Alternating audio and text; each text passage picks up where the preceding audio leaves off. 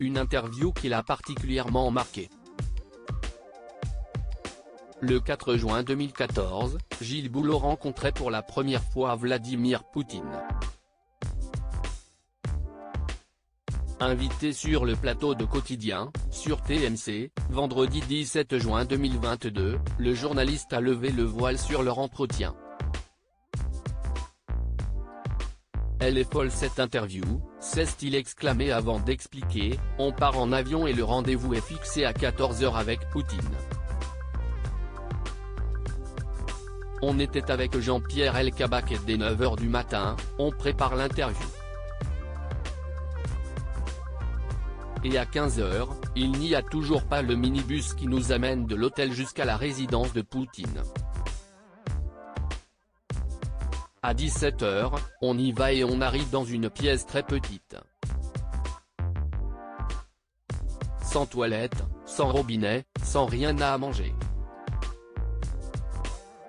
Après s'être installés avec leurs caméramans, les journalistes ont vu arriver des caméramans de la télévision russe, présents afin d'être sûrs que le président ne serait pas coupé à mauvais escient.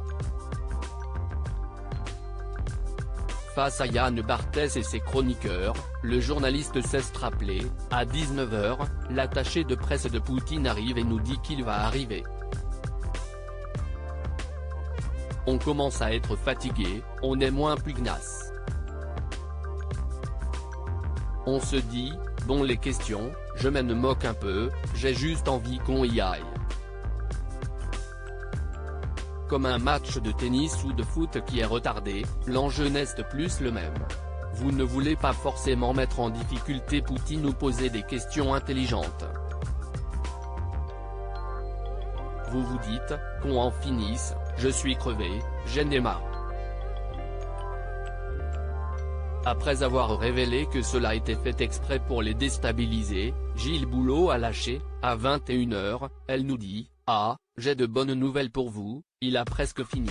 À 22 h, 23 h, rien ne se passe. On était enfermés dans cette pièce depuis 14 h. Gilles Boulot, à 1 h 15 du matin, il arrive enfin, frais comme un gardon. À 23 h, la star du JT de TF1 apprenait une bonne nouvelle.